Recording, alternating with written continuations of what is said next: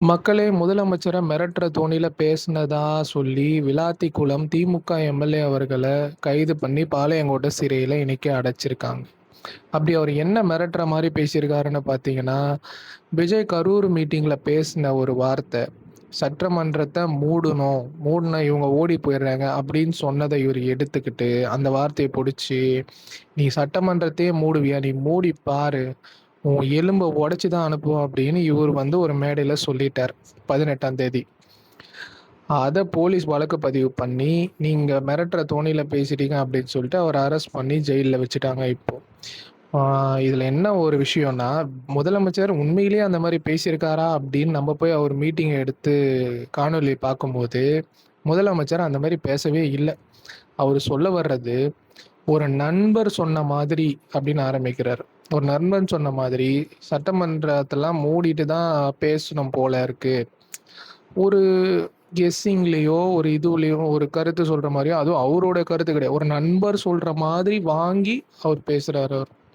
மத்தபடி நான் மூடுவேன், மூடிட்டு தான் பேசுவேன். அந்த மாதிரியான தோரணையில முதலமைச்சர் பேசவே இல்ல. ஆக்சுவலா இத எடுக்கவே வேண்டியது கிடையாது. இத தேவையில்லாம எடுத்து பதிலடி குடுக்குறேன்னு சொல்லி அவர் மேடையில பேசி, அதுக்கு வழக்கு பதிவு பண்ணி, இது தேவையில்லாத ஒரு விஷயம் தான் எனக்கு தெரிஞ்சு இது. அவர் சொல்லாத விஷயத்த, அவர் அந்த அர்த்தத்துல சொல்லாத விஷயத்த இவரு எடுத்து பேசி இவரு மாட்டிக்கிட்டாரு இவரு. ஆல்ரெடி அனிதா ராதாகிருஷ்ணனும் அரெஸ்ட் பண்ணாங்க. அரெஸ்ட் பண்ணி ஒரே நாள்ல ரிலீஸ் பண்ணிட்டாங்க.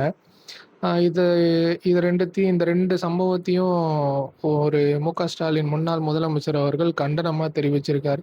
விமர்சனம் பண்ணாலுமே நீங்க உங்க ஆட்சிய பயன்படுத்தி நீங்க அடக்குமுறை பண்ணுவீங்களா? அப்படின்னு சொல்லிட்டு ஸ்டாலின் அவர்கள் கண்டனம் தெரிவிச்சிருக்காரு. ஆனா இது தேவையான ஒண்ணு தான். மேடையில ஏறுனா எப்படி வேணா பேசிடலாம் அப்படின்னு சொல்லிட்டு சில பேர் பேசிட்டு தான் இருக்காங்க. நீங்க மேடை ஏறுறவங்க பின்னாடி கண்டிப்பா ஒரு 10 பேராவது ஃபாலோ பண்றவங்க இருப்பாங்க. இருந்தா தான் மேடைய ஏத்துவாங்கன்னு வச்சுக்கோங்க. அப்படிப்பட்ட ஒரு ஆள் அதாவது ஒரு பெர்சன் ஒரு நாகரீகம் கரிஞ்சு பேசும்போது, அத ஃபாலோ பண்ண அந்த 10 பேரு, அந்த 10 பேரும் அப்படிதான் இருப்பாங்க. ஸோ இந்த சூழ்நிலை, இந்த காலகட்டத்தில இத கண்ட்ரோல் பண்ண வேண்டிய அவசியம் கண்டிப்பா இருக்குன்னு தான் என்ன கேட்டா நான் அப்படிதான் சொல்லுவேன். ஏன்னா கண்டிப்பா இருக்கு. ஏன்னா என்ன வேணா பேசிடலாம் அப்படின்னு சொல்லிட்டு பேசி மக்கள குழப்பி, அது மூலமா ஒரு அரசியல் பண்றத கொஞ்சம் கண்ட்ரோல் பண்ணணும்.